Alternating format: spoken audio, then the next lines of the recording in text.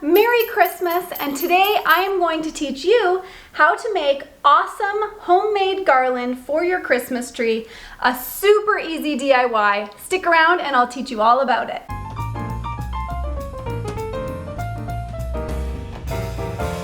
So what you will need for this project is some flannel. You'll need some yarn and of course your sewing machine and thread. I have an 8-foot Christmas tree and I ended up buying a twin pack of flannel bed sheets from Walmart. So it's just the twin size, and I cut both the bottom sheet and the top sheet into 5 to 6 inch strips. Just measure out your sheet, figure out how many strips you can get in there at around 5 to 6 inches, and then cut all of those strips using pinking shears. Pinking shears is the important part. The reason why you want to use pinking shears to cut your strips is because then it will stop all of the fraying along the edge. However, you don't need to worry about cutting your strips perfectly straight. As you can see, like right here, I don't know what happened, but I cut inwards and did a silly little cut there. You're not going to notice that, so don't worry about it. Just chop up those bed sheets, that way you've got plenty of strips of fabric, and then it's going to be time to attach these strips together. What I would suggest you do is make about 3 sections of garland. For myself, what I did for my 8-foot Christmas tree, I did one long strand of homemade garland. What happened when I was trying to decorate the Christmas tree? It became a bit of a hassle because I can't just walk around the tree and nicely put it up and around. So if you end up with 3 sections, then it'll be a lot easier for you to actually put the garland on the tree. So once you've cut up all of your strips of fabric, now it's time to take it to the sewing machine and turn it into the fun garland that you see here. So now we are at the sewing machine. We have our yarn, which if you can, make your yarn the matching color to whatever flannel you've chosen. I'm going to use gray so that you can see what I'm doing. And then we've got our strips of fabric. They've all been cut with pinking shears. Pretend this is pinking shear snipped. I don't have my pinking shears on hand, so I just quickly cut that in half so I could show you what I was doing. And then you're just going to lay your ends, overlap them, and you're just going to sew a strip down here. I like to do it this way rather than butting them up against each other and then sewing them, because I find then you've got added bulk that's easier to see when it's on the tree.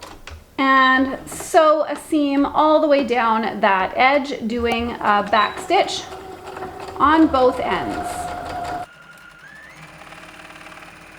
So you're going to do that to all of your strips of fabric. Once you have all of your strips sewn together, then you'll take it to your sewing machine, and this will be the part that you'll have to really pay attention to. Put those glasses on if you have them. You're going to put your yarn, and you're going to lay your yarn down the center of your flannel. Now this particular flannel, because it was a bed sheet, I guess, I'm not sure, this side has been brushed so it has that nice flannel feel. This side is a little bit more of that cotton feel. It's not been brushed to the same degree. So I want my nice soft flannel to show more than this side. So I'm going to lay my yarn on the uglier side of my flannel bedding here. You will see both sides of your strand on your Christmas tree. You'll just see more of the good side than this side here. So we've laid our yarn down the center of our fabric, and now you're going to tuck that under your sewing machine and lay that yarn just down that center point right there. Now adjust your sewing machine so that it is a zigzag stitch, and make that zigzag stitch as wide as it possibly can go.